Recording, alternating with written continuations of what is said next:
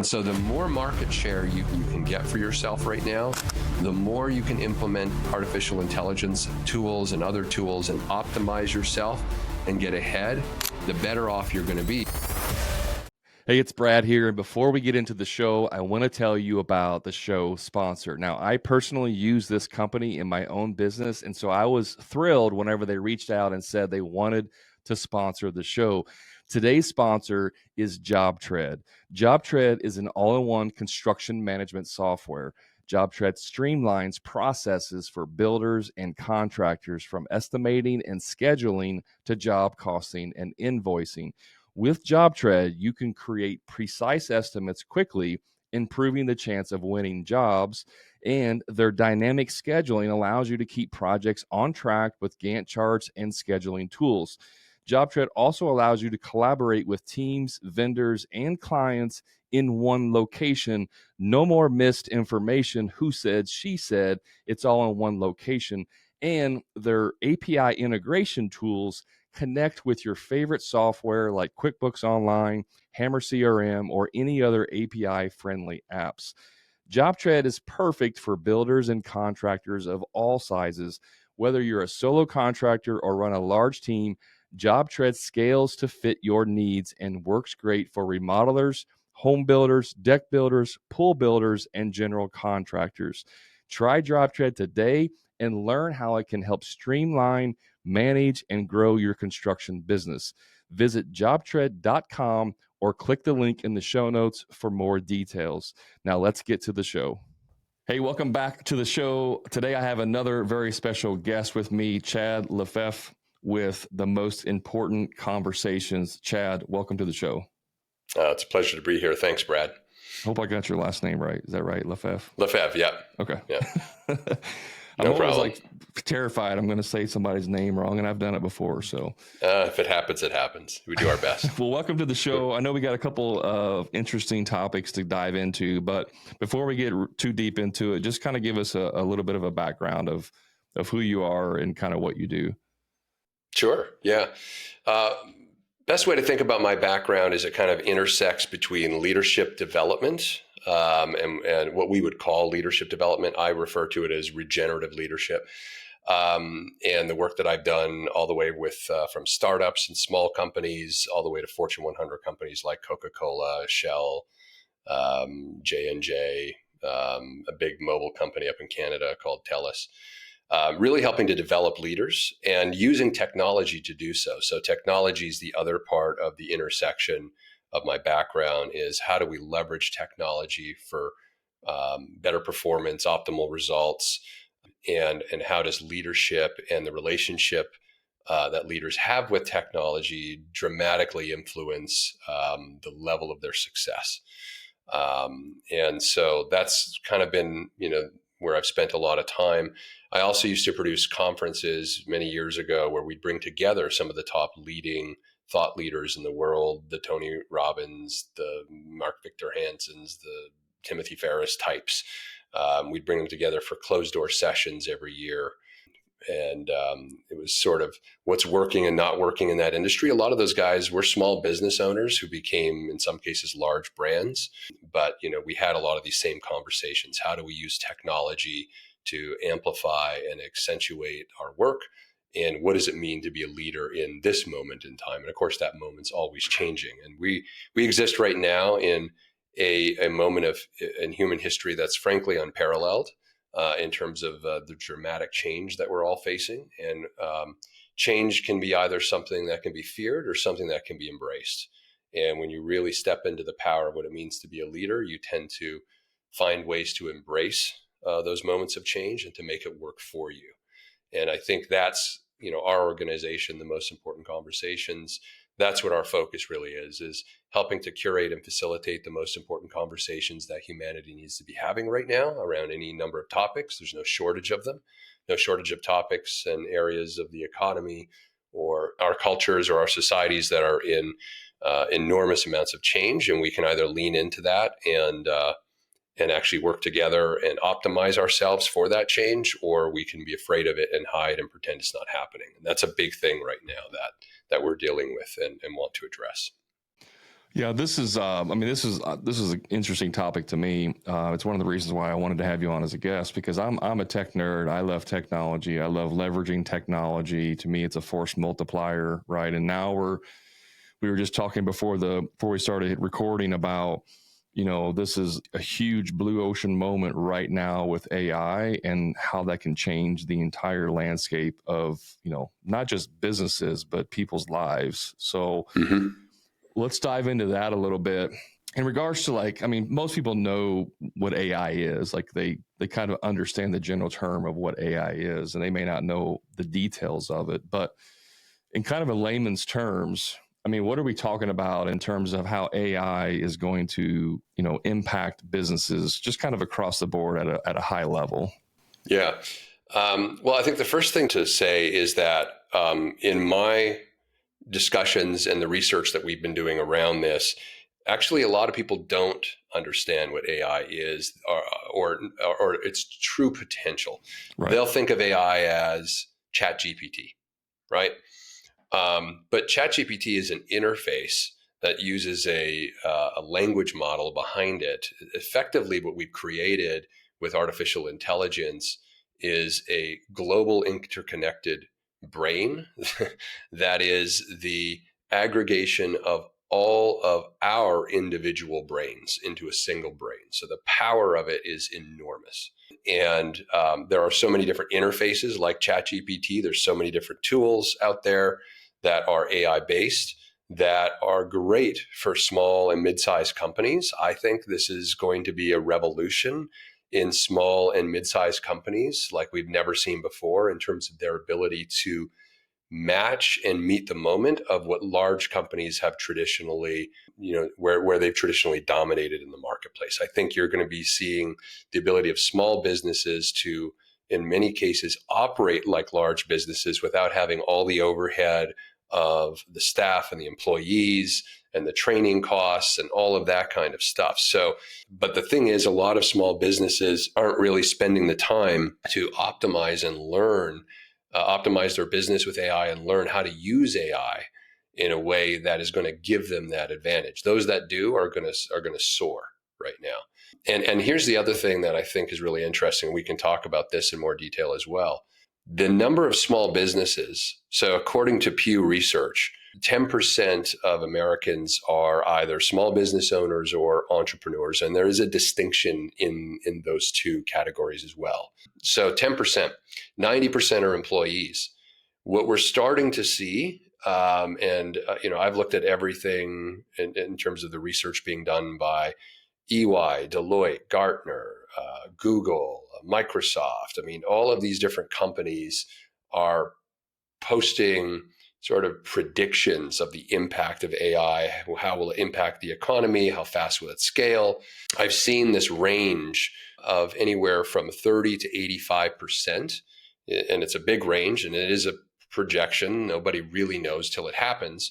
But these think tanks and these firms are assessing that we're going to see by 2035 some displacement of anywhere from 30 to 85% of the 90% who are employees working currently for companies will be displaced into the 10% pool of self-employed or entrepreneurial workers. We don't know what the percentage is going to be until it happens. It's widely speculative, but we do know it just makes sense that AI is going to displace people. And why am I bringing that up? Because those who are currently self-employed, those who are currently entrepreneurs, now is the time for you to optimize the integration of artificial intelligence in your business. Because as more people move from the 90% to the 10%, simply because there's no ability for them to just go get another job, because the same efficiencies that AI can produce and provide for a small business owner are also going to be being provided for large companies.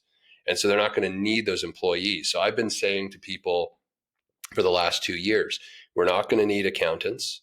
We're not going to need lawyers. We're not going to need engineers. The IT departments are going to be massively whittled down in these large companies because AI is going to provide capabilities that won't require as many humans. You may have a lawyer, for example, an attorney who oversees an AI system that is writing contracts and just is the human that rubber stamps it and says, yep, this is good. But you're not going to need all of that staff. Same with engineering, accounting, etc. So those people aren't going to just be able to go get another job. So the competition is going to increase massively in the self-employed world over the next 5 to 10 years. So this is a sort of a heads up for your listeners who are self-employed business owners, entrepreneurs, etc., that if there was one move you made this year, it would be to fully take on learning how to optimize your company, your systems inside of your companies using artificial intelligence so that you're ahead of the curve when all of those new people jump in and they're like, how do I start a business? How do I become a self-employed person? How do I use AI to do that? You want to be really positioned in the marketplace before that transition happens. Yeah, I mean, this is like the next gold rush, right? Of opportunity. And I was like ChatGPT just came out with Operator, which will literally do task for you. I mean, you just tell it what to do, and it will actually do the task. Which I mean, there may be some others that I'm not aware of, but that's probably one of the most popular mainstream, access type of AI, operator available. And like that right there, just that function can eliminate, marketing professionals, can eliminate administrative assistants and all of that stuff. Yeah, absolutely.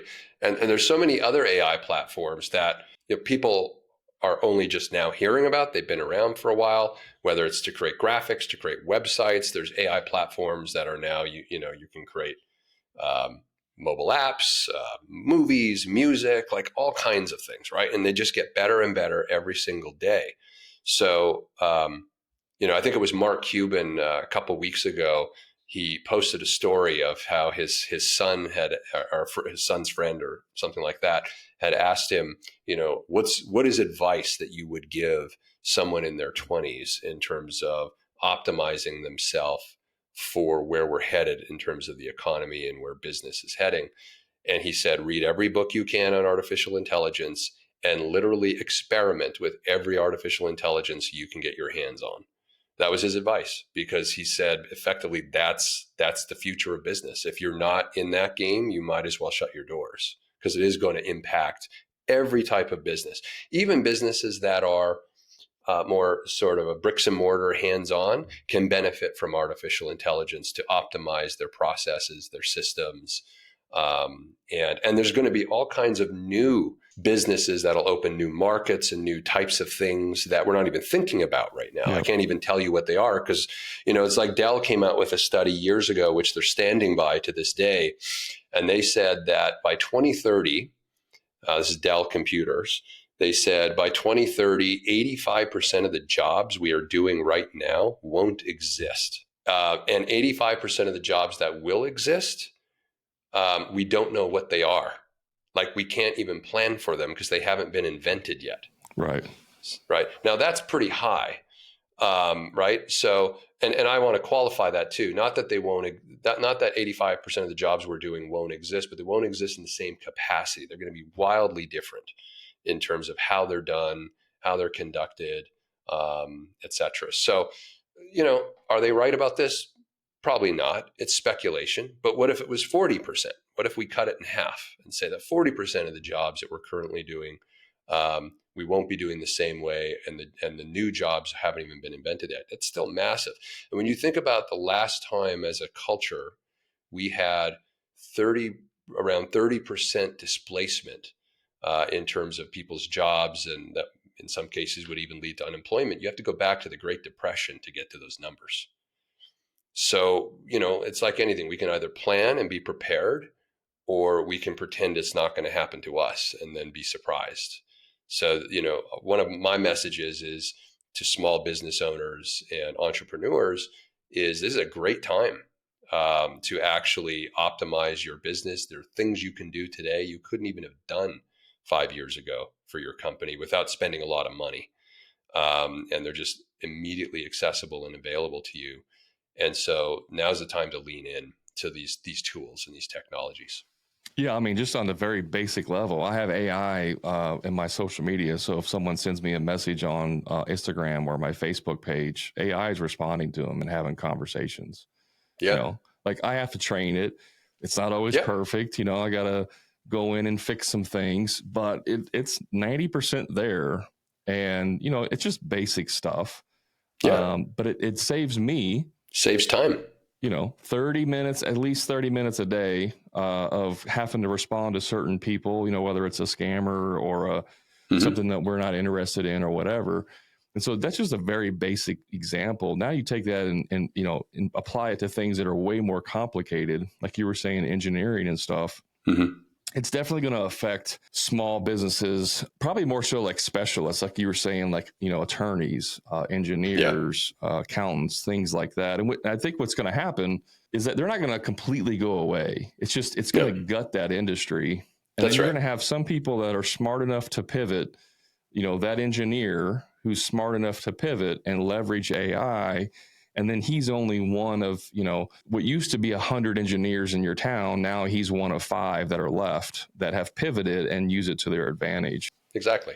Yeah, they become what I call the master engineers or the master accountants or we don't, necessarily use that terminology right now, but Right. it's going to be people who have mastered the use of AI. I mean, they're just going to have economies of scale that are so much better than say someone trying to operate a regular engineering or law firm or accounting firm with all of this staff. Um, you don't need paralegals going and looking up case law anymore. It's all there. Yeah. You just punch it in and it tells you, no, this is Yeah. it. Yeah. Um, Write me a contract referencing this case from, or find the case law if you don't even know it. Write me a contract that, cites case law about this issue. AI can go get that done because all of the books, all of the resources, all of the materials are in the brain of this thing. yeah. It's kind of like, to dumb it down, it's like you took the internet and gave it a brain. Exactly. Yeah. And the You know personality. what I mean? Like now the internet can think. Yeah. Before it was just like, here's information you requested. Now it's like, let me decipher this and actually give you an opinion back about it. That's right. Interesting. So one of the things that I've talked about this before, and I think a lot of, especially the smaller business owners, they'll say, yeah, Brad, I get it, AI and all that stuff. And, but, you're still going to need someone to go swing a hammer and build a house. And I'm like, the thing that you're not understanding is that the way building is done will change. Mm-hmm. And now you will have robots that are led by AI technology that are actually building doing new construction. Now you may still need someone to go in and do remodeling because that's a lot more nuanced, but the way, like, people don't think, well, I can't see a robot coming in and doing my job. It's like, maybe, maybe not. But what you're not taking into consideration is that the way it's done may completely change, that allows for technology, for AI to do this. So, like, even tradesmen are not safe against AI and the future. What's your thoughts on that? Yeah, I mean, I agree in principle. I don't, I think it's a while before we're going to have Sure. robots building houses, but it's definitely going to happen. I mean, there's no question about that. Will it be 50 years from now? I mean, who knows, right? I don't know. Robotics are advancing rapidly right now. I mean, you can just find, examples of this on YouTube of some of the videos that are coming out of Japan and other places around the world where they're training robots to move very much like human beings, and some of them they're teaching them martial arts and stuff like this. And it looks clunky still. I mean, it's not smooth. It's Sure. not like a human, but the exponential rate of change is such that we're seeing dramatic transformation in mere months that would normally have taken years. So it's not going to take long for those robots to become adept at being able to move like a human being. But I think it's still a while away. I would say that anyone in the trades businesses, you're a little bit insulated from the total restructuring of your industry. We're going to see white collar displacement way before we see blue collar displacement, because anything that was a sort of an office job that didn't require you physically to be engaged and it was only mental work, well, that's what AI is. It's the ultimate brain. So mental work is now going to displace white collar workers first.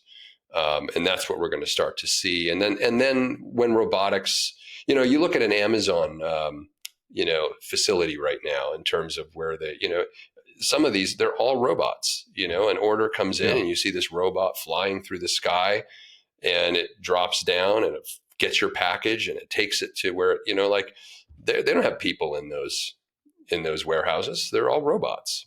I mean, they have like 3 people exactly who run the robots. Who run the robots. But before, that would be a 50 to 100 man operation. Easy to do that exact same thing. Yeah. So we're seeing little bits of what you were talking about already happening. But is a robot going to build houses tomorrow? No, we're not there yet. Well, there is some, like you can 3D, they do 3D printing. Currently 3D printing houses, right? That's out of concrete. You still need some people there, but even like, they have robots that will do layout. They will actually lay out your walls. So you just plug it in, hit play, and the robot just goes around and paints the location. That would take someone, maybe 4 or 5 hours in the past to lay out like a walls in a project. Now this robot does it autonomously, in 1 hour while you're doing something else. So it's like you're seeing bits and pieces of these things being interjected. They have robots that'll lay concrete block. But it's like you said, it's not there. It's first gen. It's clunky. It's got a lot of ways to go. But I think it's going to be closer than what most people are thinking. Like, oh, that's 20 years in the future, and I'm like, it might only be 5 years in the future before a major impact of that. So and once it happens, it'll be immediate. It'll be quick. It'll just ripple. And if you're not on the tip of the spear of that change, you'll get left behind. Like the amount of distance that you will be behind is you won't be able to basically recover from. Hey, just a quick time out from the show. If you're a frustrated contractor who's dealing with low profit margins, stuck working on the tools every day, or doing free estimates for people who are never going to hire you in the first place, I invite you to my private contractor community, the Profit Club, where contractors just like you are adding 2 to 3 times more profit each year without producing any more jobs, and finally getting completely off the tools to never do another free estimate again. So if you're ready to increase your profits, stop doing free estimates, and get off the tools, then all you have to do is click the link in the show notes to learn more about the Profit Club and see how it can easily 2 to 3 times the cash in your pocket, give you a proven sales process that will convert more jobs with ease and get you off the tools once and for all. And the best part is you can do all of this without having to produce more jobs than you currently are. Click the link to learn more. Now let's get back to the show. Really what's happening is we're moving into what I call a creator economy. And, migrating from a producer economy of goods that people consume, and we're moving into a creator economy where individuals, because of the power of these tools and the leverage that these AI tools provide them, are going to be able to create things much more rapidly. And it's going to be creators selling to other creators, because effectively everyone is going to eventually be able to participate in this creator economy because of artificial intelligence.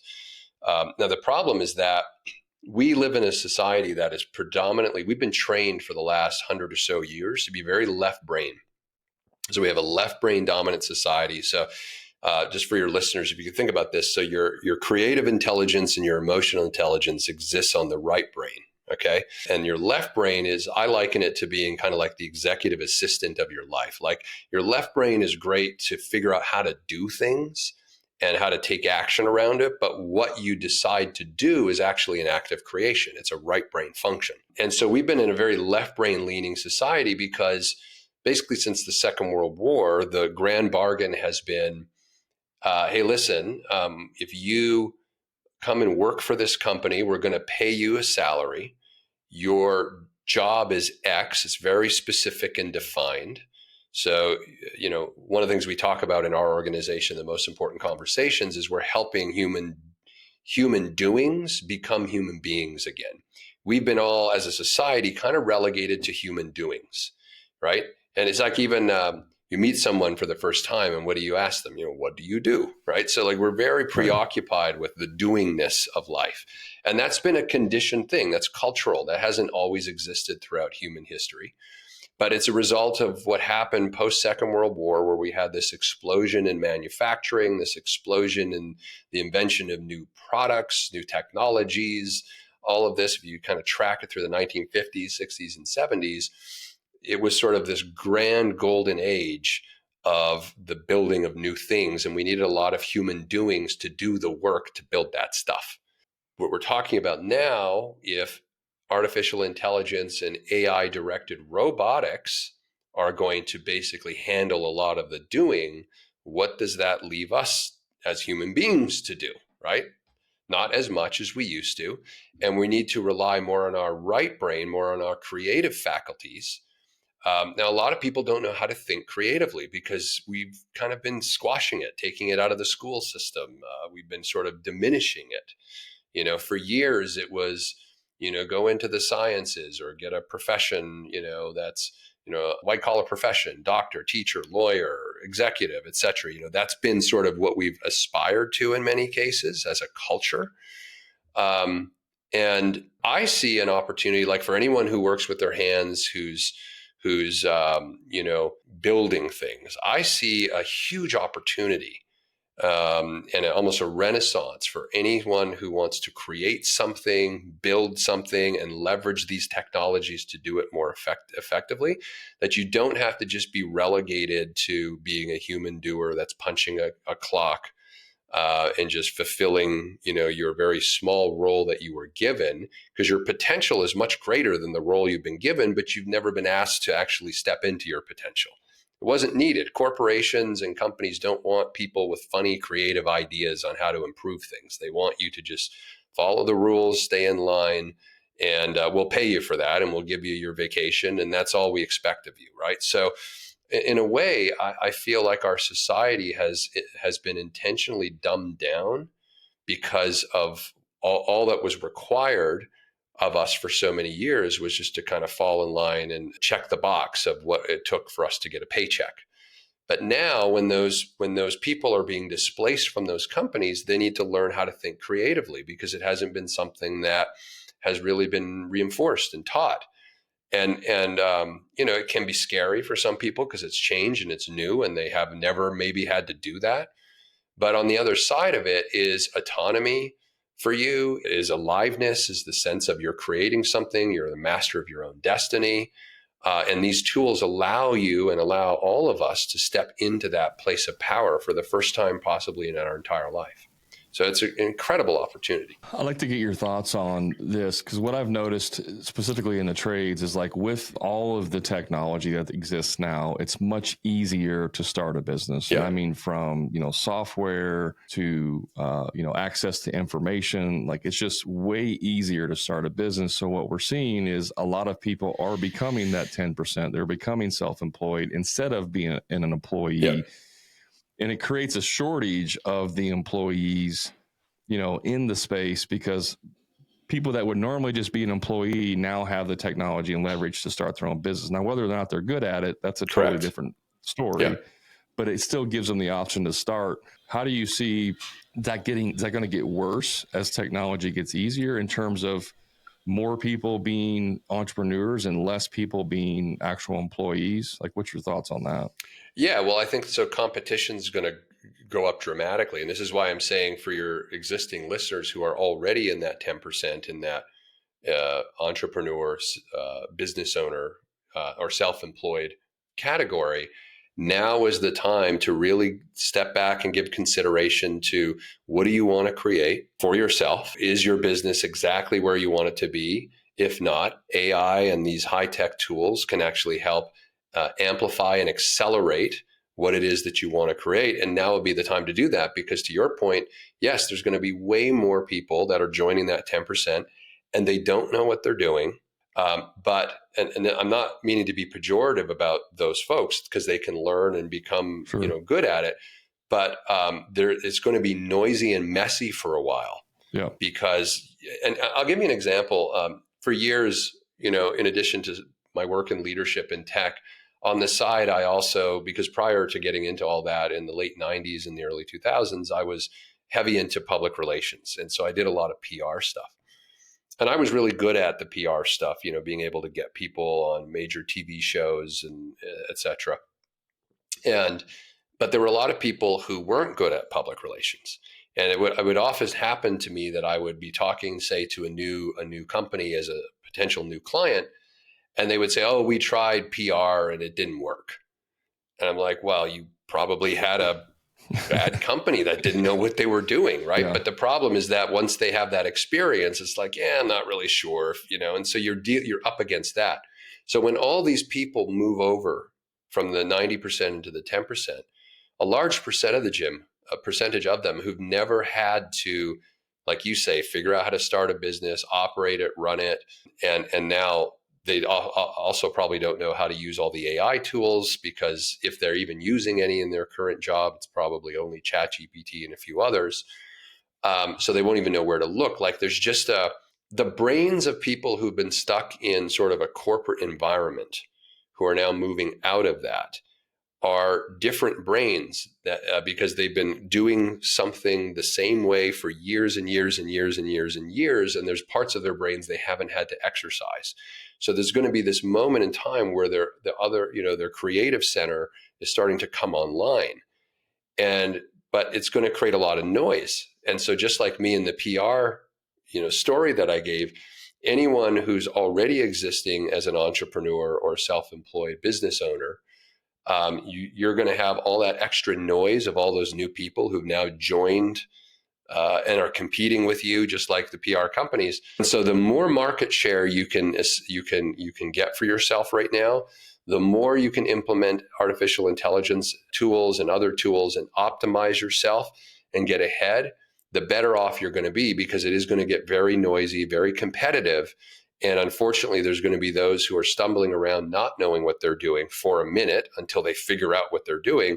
But they may cause that deleterious and sort of negative experience with people. And then you come along and you know what you're doing and you've been doing this for years and you have to deal with that. So it's, I just think that the more that people get proactive right now who are already in that 10%, the better off. Yeah, I mean, that's already happening in the trades. Whenever during COVID, when it was just gangbusters, if you were in a trade, you could just basically, name your number and get work.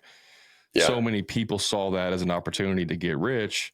You got guys that have no business doing that, jumping in, ripping off customers, and now the bad taste. And now you're coming along, the honest guy who's going to do good work, and they're questioning you. And so like that definitely is happening. It has been happening in the trades. But what I hear you saying is that it's probably going to get even worse once AI makes it even easier for the average Joe who has no business doing it, but he's going to try it at least because he has the access to the information to make it easy. I mean, I know people who are working white collar corporate office jobs and are moonlighting on the side as plumbers or electricians. Okay. Yeah. And some of them don't have the skill set, because they're just doing the odd one-off job. Right. It's not like they're in it every single day. Right. Now, what happens when that white collar worker loses that white collar job? That moonlighting position is probably going to be what he or she's going to start doing all the time. Yeah. But they haven't got the mastery under them yet. So to your point, that's just going to get exacerbated. Yeah, I always have a joke. It's like, what do you call an unemployed, contractor? It's a handyman, right? Because they're gonna be doing work somewhere somehow. And so now you extend that to even white collar people. It's like, what do you call an unemployed person? A contractor, you know what I mean? So but like to your point, it's not all doom and gloom. Like we're at the tip of this. We're at the turning point where if you get on early enough and start implementing this, that's what I was saying about creating that distance. You're going to be so far ahead when that, unemployed white collar person wants to start doing plumbing full time. You're just, leaps and bounds ahead of them, and it's going to take them a long time to catch up to you. That's right. And your reputation as someone who's already been doing it for years and has built up a reputation with customers and has got those testimonials to back it up and all of that, that's just going to help and you're going to need that, because again, there's going to be so many people who had a bad experience and now you're having to overcome that. Well, the more good stories you have behind you, the more experience that you can point to, the more you're optimizing your business for efficiencies, using AI, for example, to assist with customer service, and like you do with social media, and those sorts of things can free up your time so you can be more hands-on with the things that matter. I mean, those are the kinds of tweaks that now is the time to be learning and implementing those, not when the rush of the displacement. I think peak displacement of employees that are specifically those who are in office jobs and white collar jobs is going to hit us around 2030. We're sort of in this bell curve sort of period right now where we're just starting to see it. And I'm seeing stories every day. If you pay attention, you'll start to like really notice it. It can seem like the odd story here or the odd story there, but the number of layoffs is starting to increase, right? Yeah. The problem with an economy is it's like a big oil tanker. It's like you want to turn it around and it takes forever to turn around. So it can occur to us as, oh, it's not really a big deal. But the thing is, it starts as a trickle and then it picks up speed and you see more and more and more and more layoffs. That's where I think we'll see the peak impact of AI will probably be around 2030. So you think that's when it's going to be like terminal velocity, where it's like we're at the height of how many people are using AI to jump ship and change. I think it's actually going to be earlier. I think we're going to see it even as early as like 2026. I'm not an expert, but that's just what I'm saying. Yeah. Well, we'll see, right? I mean, the thing about AI is it constantly proves us wrong in terms of, wasn't it just last year that Google came out and said that the language models are learning way faster than they ever predicted. I was going to actually say that. That's Google was saying like, we didn't know it was going to learn this fast. But what's interesting though is like, Elon last year was warning everybody about AI and we got to regulate it and we got to slow it down. And so nobody can talk about AI without thinking about Skynet and Terminator and where, are we going to head that direction? And if so, when's that going to happen? I mean, that could be a real possibility for all we know. Oh, listen, the future of warfare is AI directed robots. We know that. When does that happen? Who knows? Yeah. Right. Well, it's already there. I mean, we see it in Ukraine with drones, using drones and stuff. So exactly. Or, pilotless jets. And, this is already starting, but I'm just saying it's not en masse. We still have a military that's human beings largely driving everything. That flip will happen at some point. What's interesting, I don't know, you probably don't know this, but I was in the military. I was in the Marines for 4 years. And in 1998, I was on a deployment and we had unmanned drones on the ship with us. And they were researching, developing this technology. That was in 98. Yeah. Right. And now it didn't become, mass public use until the last 5 years. But think about 20 years plus of the technology existed. It's just the general public doesn't know about it.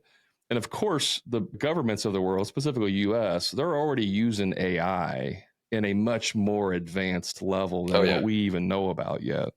Oh, yeah. It's always that way. Listen, we have the consumer version of AI.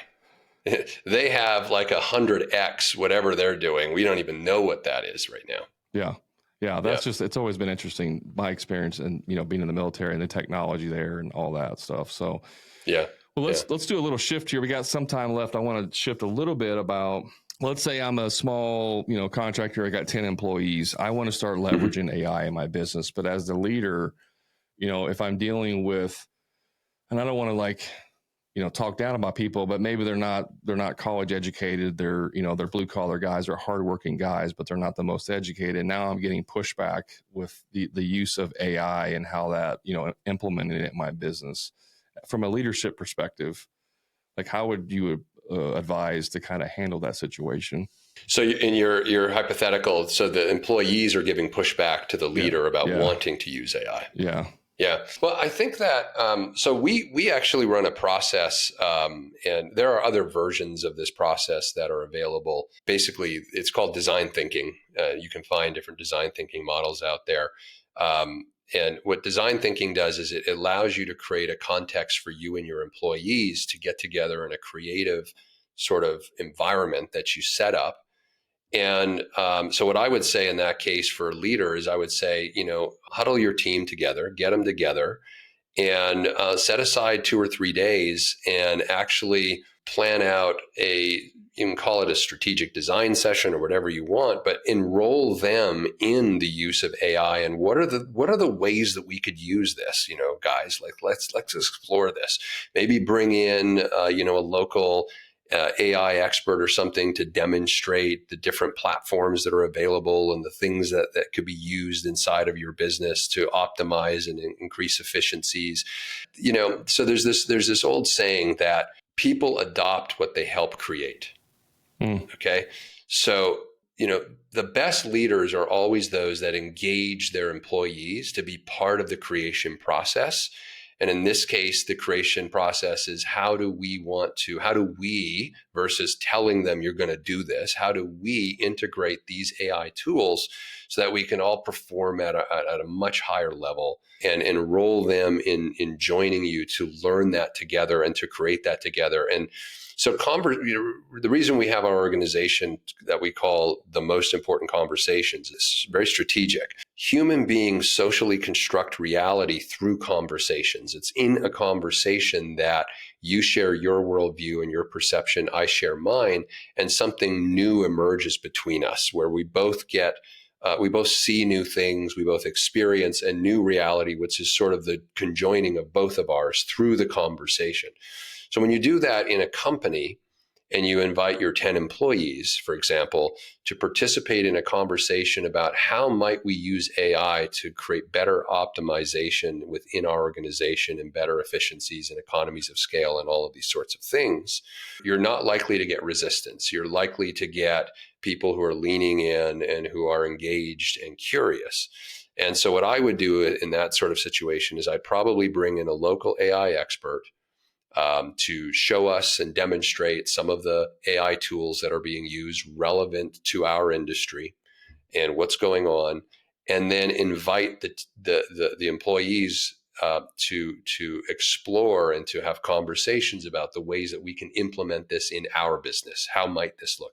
And now you get them really excited, because the thing about humans is they don't like being told what to do, but if they get enrolled and are invited to be part of the creative process of what's going to happen, they're all for it. And we've seen this over and over and over again. So there is this leadership model from the industrial age called command and control leadership. Mm-hmm. And the military still uses a command and control model. It's good for certain environments and certain cultures, but what happened was we kind of deployed it across every form of human organization. And not every form of human organization thrives in a command and control model. And what we're starting to see is that creative collaboration models are producing much higher results than command and control models in many types of businesses. And because you just don't need the kind of rigor that you need in, say, a military environment inside of running a plumbing business. It's just, there's certain things that need to be true and need to be adhered to for regulatory and all of that. But in terms of how you interact with each other, how you come up with ideas, how you find new customers, how you market, how you service the customers, how you talk to the customers, like all of these sorts of things, those things can be an act of co-creation within your company. And so leadership inside of that type of model is much more of sort of a leading by example and inviting them into a co-creative collaborative space.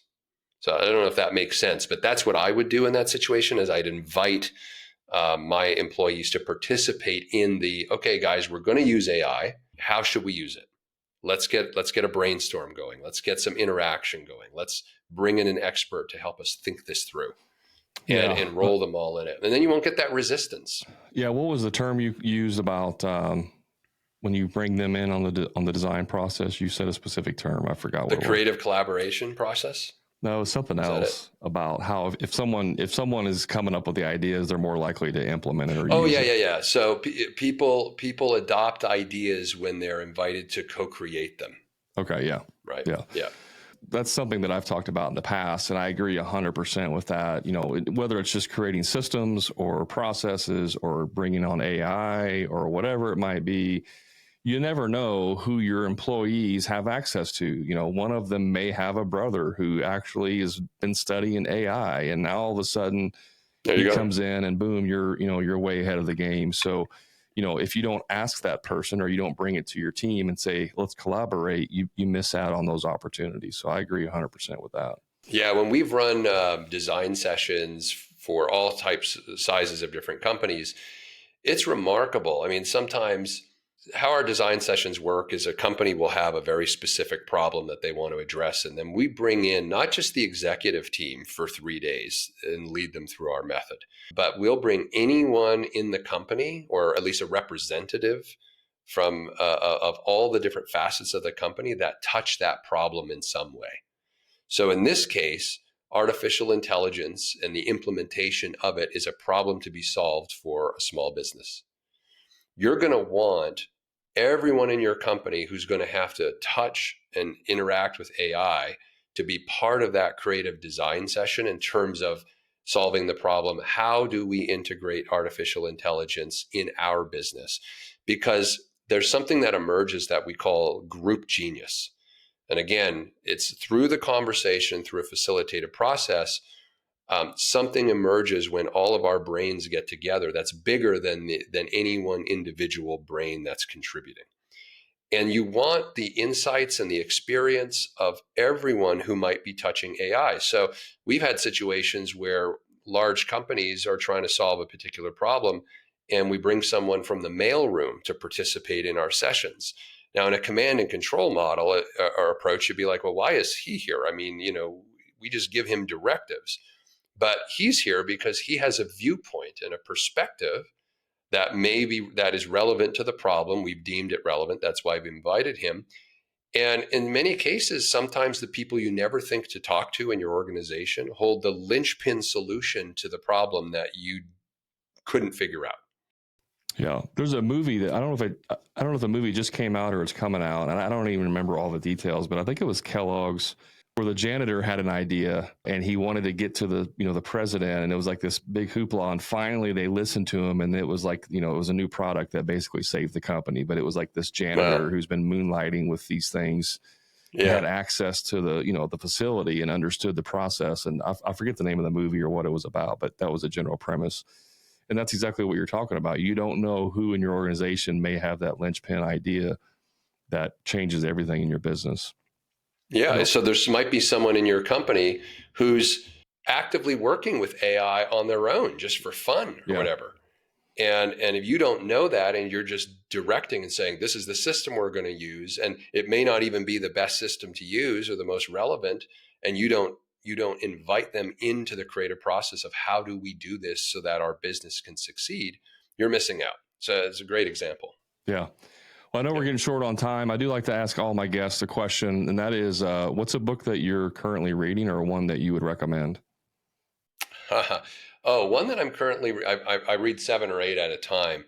But one, it's an old one actually, that I think would benefit your listeners is called The Alter Ego Effect. Oh, yeah. The- I love Have that you read book. it? Yeah, yeah. I use it. I'm okay. So there you go. I'm going through it right now because we're using a lot of the ideas in there, and we're integrating it into some of our leadership development processes. And so Yeah. it well. So that one's a great one. Yeah. I wear this hat on the podcast. That's my alter ego. That's the That's trigger your for alter the ego. alter ego. Yeah. Another one that would be probably interesting is it's called Recapture the Rapture. I haven't heard that one. Okay, so it's called Jamie Wheel, and he's basically articulating the moment in time and this period that we find ourselves in. And his essential argument is that we're in a moment of time because of the transformation we're going through, where humans are seeking new sources of meaning for their life. And he says we've gone through two different sort of meaning phases. He calls it meaning 1.0, meaning 2.0, and now he says we're entering into meaning 3.0. He said meaning 1.0 was, where we were relying on for answers to direct our life and who to be in the world. We were relying on religion and spirituality, and then we kind of we didn't drop that. That's still there, but we then shifted our focus in meaning 2.0 to science and technology. And he's saying now we've hit a moment where now science and technology is starting to not be trusted and relied on as much. And so there's this gap, and it could be a reemergence of spirituality and religion or something else.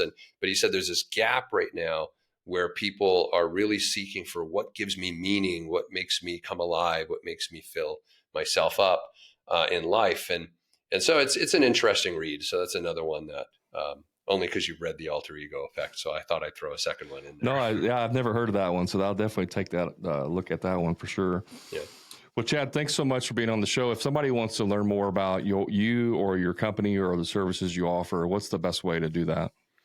I would just go to this tmicglobal.com. I'm not sure when this is going to air, but we have a new website that'll be launched within the next 3 to 4 weeks. So depending when you go, if it airs before that time, come back in sort of mid-April because it's going to look totally different. But if it's after that, then you should be fine. So TMIC Global, you can also find us. It's the same website, themostimportantconversations.com, but not a lot of people like to type that long domain. So we have TMIC Global as a shortened version of it. Awesome. And we'll put the links to those in the show notes too. So you guys can just go to the show notes and get access to the website. Chad, thanks so much for being on the show. Yeah, it was really a pleasure, Brad, and happy to do it again. I really enjoyed chatting with you. All right. Thank you. Well, guys, that's the end of the show. You know where to find me on the social medias. You can just search for the Hammer and Grind podcast or go to the show notes. And remember, until next time, profit is not a dirty word.